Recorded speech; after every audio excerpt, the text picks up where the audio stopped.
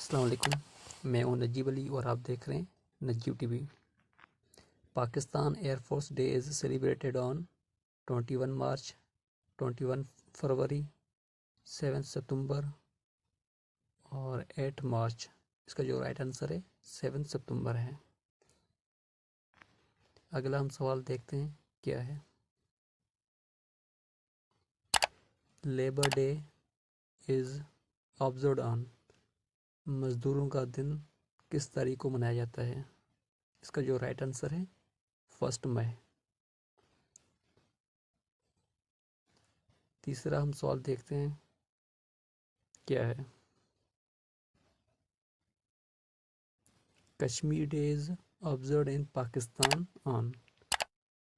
कश्मीर का दिन पाकिस्तान में किस तारीख को मनाया जाता है? इसका जो राइट आंसर है 5 फरवरी यानी ए।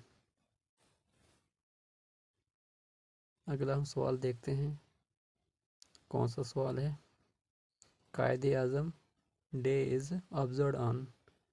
कायदे आज़म का दिन किस तारीख को मनाया जाता है?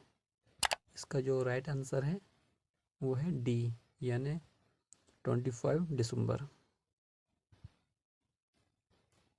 इसके बाद हम अगला सवाल देखते हैं वो क्या है। Pakistan day is observed on. Pakistan का दिन किस तारीख को मनाया जाता है? इसका जो राइट आंसर है बी यानी 23 मार्च। 23 मार्च को मनाया जाता है पाकिस्तान का दिन।